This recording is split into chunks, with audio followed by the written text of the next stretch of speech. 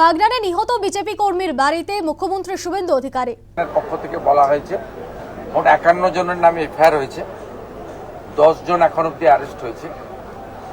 আমি তাদেরকে নির্দেশ দিয়েছি বাকি 41 জন যেখানেই থাকুক, পাতালের ভিতরে থাকলেও খুঁড়ে বের করে অ্যারেস্ট করতে হবে। দ্বিতীয়ত হচ্ছে জেলা শাসক মহোদয়কে ধন্যবাদ জানাই। প্রথমেই তিনি 4 লক্ষ টাকা ডিজাস্টার যে ফান্ড আছে জেলা, সেখান থেকে পরিবারকে দিয়েছিলেন। আবারও বলি, অর্থ দিয়ে মৃত্যুর ক্ষতিপূরণ হয় না, পরিবারের পাশে দাঁড়ানো কর্তব্য, যে কোনো সরকারের কর্তব্য।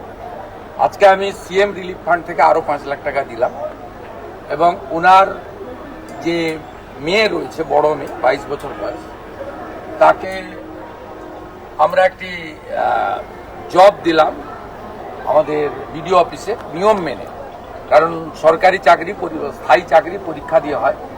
এখানে একটি কন্ট্রাকচুয়াল জব তার বাড়ির কাছে বিডিও অফিসে দেওয়া হয়েছে।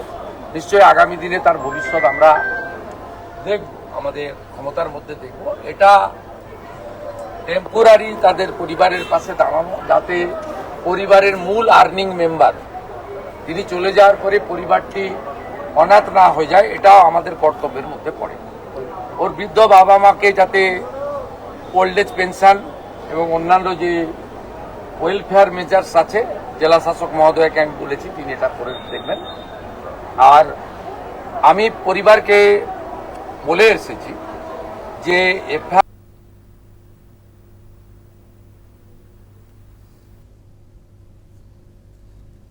এভিডেন্স আছে, তাদের প্রত্যেককে সিআইডি অ্যারেস্ট করবে। CID also a part of the police, অর্থাৎ এটা পুলিশ মন্ত্রীর রেসপন্সিবিলিটি।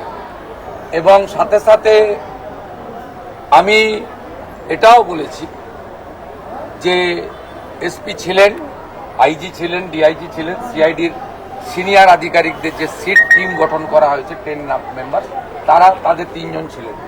ক্লিয়ার মেসেজ এবং ডাইরেকশন, কাস্টডির মধ্যেই চার্জশিটেড করতে হবে এবং কাস্টডি ট্রায়াল যাতে শুরু করানো যায় সে ব্যবস্থাও করতে হবে। যা যা পানিশমেন্টের প্রভিশন ভারতীয় ন্যায় সংহিতাতে আছে বিএনএসে, সেটা দেওয়া হবে। আমি একাধারে পুলিশ মন্ত্রীও যেমন, ল জুডিশিয়াল ডিপার্টমেন্টও আমি দেখি। আমি এখানে চার্জশিট দিয়ে দিলে স্পেশাল পিপিও অ্যাপেন্ড করে দেবো, যাতে উইদিন স্টিপুলেটেড টাইম, শর্ট টাইমের মধ্যে তারা বিএনএস এর অন্তর্গত পানিশমেন্ট, চার্জশিটে যে পানিশমেন্ট রেকমেন্ড করবে আইও, সেই পানিশমেন্ট যাতে পায় সেটাও আমরা মনিটর করব। এর আগে এই ধরনের অনেক ঘটনাতে বিচার পাইনি বলে আজকে এই আস্ফালন হয়েছে। 2021 সালে পোস্টপোল ভায়োলেন্সে এই এলাকায় প্রচুর এই ধরনের ভুরি ভুরি অভিযোগ আছে। বাইনানে তো একজন মূকবধির মহিলাকে রেপও করা হয়েছে, যে মামলা সিবিআই নিয়েছে।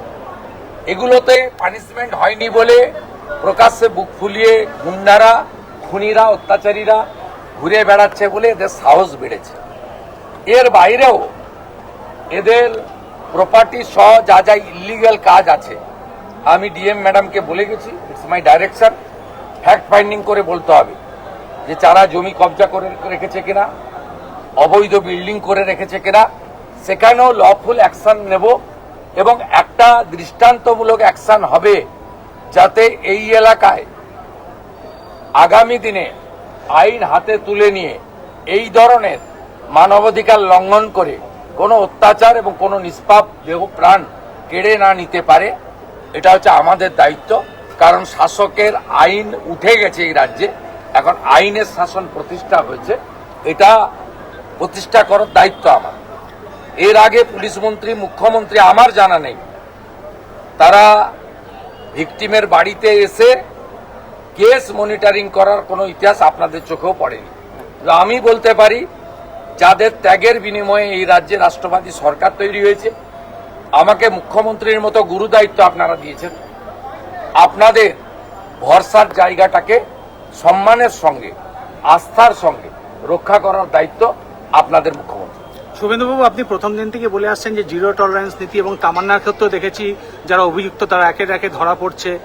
সব ধরা পড়ে গেছে একজন ছাড়া। হ্যাঁ, পলিটিক্যাল কারণে ধরা হতো না, ভোট ব্যাংকের জন্য ধরা হতো না, ধর্ম সম্প্রদায় দেখে ধরা হতো না। এর গত বছর আপনারা মহরমের মিছিলে অস্ত্র দেখেছেন, এবছর গোটা রাজ্য অস্ত্র দেখেননি। আমি তো পুলিশকেও ধন্যবাদ দেব, যারা মহরম করেছে তাদেরও ধন্যবাদ দেব। এদেরকে লাইনে আনার দায়িত্বটা আমাদের। এদের এতদিন বলা হতো যা খুশি করবে, কেউ কিছু করবে না। এখন পুলিশ বলছে সরকারের পক্ষ থেকে যা করবেন আইন মেনে করুন, তাই সবাই আইন মানছে। সবাই আইন মেনে নিলে আমাদের কোনো অসুবিধা নেই, সে যে ধর্মেরই হোক, যে দলেরই হোক, যে সম্প্রদায়। শুভেন্দুবাবু, এদের এই যে ধরুন যারা অ্যাকিউজড আছে 10 জন তো অ্যারেস্ট হয়ে গেছে, বাকিদের পুলিশ খুঁজছে, তাদের ধরা হবে না, খুঁজে টুজের ব্যাপার নেই, পুলিশ হেল্প করবে। সিআইডি কে পরিষ্কার বলে গেছি 41টাকেই ধরতে হবে। ফলতার পুষ্পাকে যদি এসটিএফ নেপালের বর্ডার থেকে তুলে আনতে পারে, এগুলো তো খুব ছোটখাটো বিষয়, সবকে তুলতে হবে। 51 বাকি সব হবে, আইনে সব আছে। আমি আইনের বাইরে কিচ্ছু করতে কাউকে বলবো না। আইনে যা যা আছে সেটা হতো না, সেটা হবে। সেটা হলেই পরবর্তীকালে এই ধরনের জঘন্য কাজ করার ক্ষেত্রে 5 বার ভাবতে হবে। Thank you.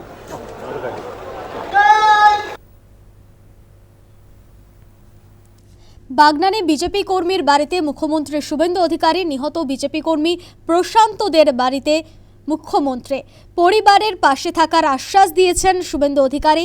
মৃতের মেয়েকে চাকরি দেওয়া হলো, বিডিও অফিসে চাকরি প্রশান্ত দের মেয়েকে। 51 জনের নামে এফআইআর দায়ের, 10 জনকে গ্রেফতার করা হয়েছে। এফআইআরে নাম থাকা সকলকে গ্রেফতার করবে সিআইডি। মুখ্যমন্ত্রীর ত্রাণ তহবিল থেকে আরও 5 লক্ষ টাকা, আগেই 4 লক্ষ টাকা ক্ষতিপূরণ দেওয়া হয়েছিল। নিহত বিজেপি কর্মীর বাড়িতে গেলেন মুখ্যমন্ত্রী শুভেন্দু অধিকারী। বাগনানে নিহত বিজেপি কর্মী প্রশান্ত দের বাড়িতে গেলেন তিনি। পরিবারের পাশে থাকার আশ্বাস দিয়েছেন। মৃতের মেয়েকে চাকরিও দেওয়া হলো, বিডিও অফিসে চাকরি দেওয়া হয়েছে প্রশান্ত দের মেয়েকে। 51 জনের নামে এফআইআর দায়ের করা হলো, 10 জনকে এফআইআর দায়ের করা হয়েছে, তার মধ্যে 10 জনকে গ্রেফতার করা হয়েছে। মৃতের মেয়েকে অস্থায়ী চাকরি দেওয়া হয়েছে, এমনটাই জানালেন মুখ্যমন্ত্রী শুভেন্দু অধিকারী। এফআইআরে নাম থাকা সকলকে গ্রেফতার করবে সিআইডি, এমনটাও জানিয়েছেন তিনি। মুখ্যমন্ত্রীর ত্রাণ তহবিল থেকে আরও 5 লক্ষ টাকা, আগেই 4 লক্ষ টাকা ক্ষতিপূরণ দেওয়া হয়েছিল।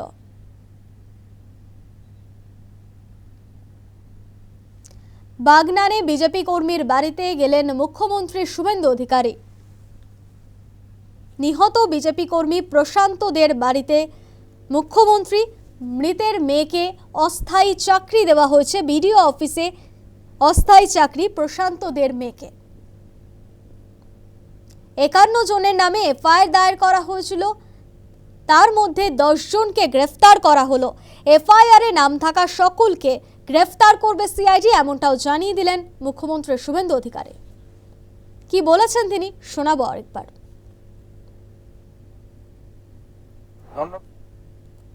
আঘাত করা প্রায় 4-5 জনকে গুরুতর আহত অবস্থায় কলকাতায় প্রথমে প্রাইভেট হসপিটালে, পরে এসএসকেএমে তারা এখনো আছেন, গতকাল তাদের চিকিৎসা হচ্ছে। আর প্রশান্তকে বাঁচানো যায়নি, লস অফ লাইফ হয়েছে। আমি প্রথম দিন থেকে এই বিষয়টা নজর রেখেছিলাম। জেলার পুলিশ সুপারের সঙ্গে, ডিজিপির সঙ্গে আমার কথা হয়েছিল। পরে আমি হোম সেক্রেটারিকে নির্দেশ দিয়েছিলাম মামলাটা যাতে সিআইডি নেয়। সিআইডি মামলাটা নিয়েছে 21 তারিখে। আজকে আমি ওনার বাড়িতে এসেছিলাম সহানুভূতি, সমবেদনা এবং এই দুঃখজনক ঘৃণ্য ঘটনার প্রতিবাদ করতে। বাড়ির লোকেদের সঙ্গে আমার কথা হয়েছে। হাজার হাজার গ্রামবাসীরা প্রশান্ত দে একটি পরোপকারী। আমি এখানে সিআইডি এবং আমাদের এই জোনের যিনি আইজি আছেন তিনি ছিলেন, এবং ডিআইজি, এসপি, জেলা শাসক সবাই ছিলেন। আমাদের হাওড়া জেলার 3 এমএলএ আমার সঙ্গে ছিলেন, যারা আমাদের পার্টির এমএলএ, বিজেপির এমএলএ, আমার কলিগ, তারা ছিলেন। আমরা আমি পুরো বিষয়টা রিভিউ করেছি। আমাকে পুলিশ সিআইডি অ্যাডমিনিস্ট্রেশন পুলিশ অ্যাডমিনিস্ট্রেশনের পক্ষ থেকে বলা হয়েছে মোট 51 জনের নামে এফআইআর হয়েছে, 10 জন এখন অব্দি অ্যারেস্ট হয়েছে। আমি তাদেরকে নির্দেশ দিয়েছি বাকি 41 জন যেখানেই থাকুক, পাতালের ভিতরে থাকলেও খুঁড়ে বের করে অ্যারেস্ট করতে হবে। দ্বিতীয়ত হচ্ছে জেলা শাসক মহোদয়কে ধন্যবাদ জানাই। প্রথমেই তিনি 4 লক্ষ টাকা ডিজাস্টার যে ফান্ড আছে জেলা, সেখান থেকে পরিবারকে দিয়েছিলেন। আবারও বলি, অর্থ দিয়ে মৃত্যুর ক্ষতিপূরণ হয় না, পরিবারের পাশে দাঁড়ানো কর্তব্য, যে কোনো সরকারের কর্তব্য।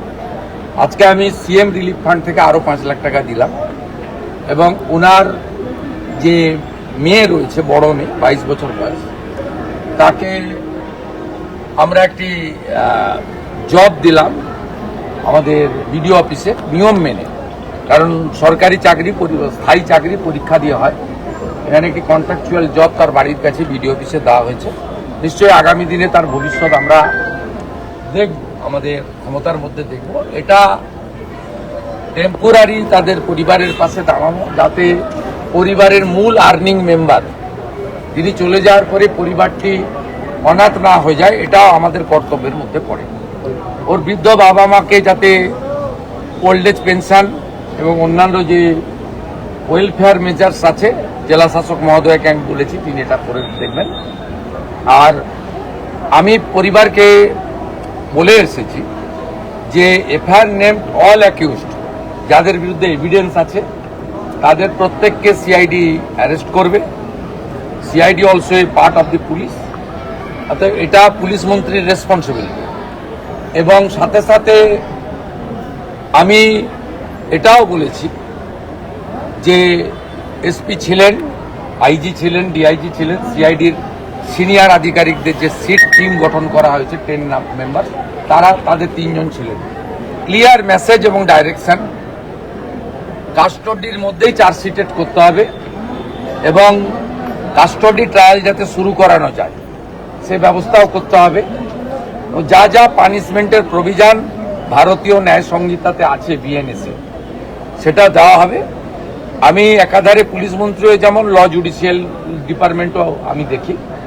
আমি এখানে চার্জশিট দিয়ে দিলে স্পেশাল পিপিও অ্যাপেন্ড করে দেবো, যাতে উইদিন স্টিপুলেটেড টাইম, শর্ট টাইমের মধ্যে তারা বিএনএস এর অন্তর্গত পানিশমেন্ট, চার্জশিটে যে পানিশমেন্ট রেকমেন্ড করবে আইও, সেই পানিশমেন্ট যাতে পায় সেটাও আমরা মনিটর করব।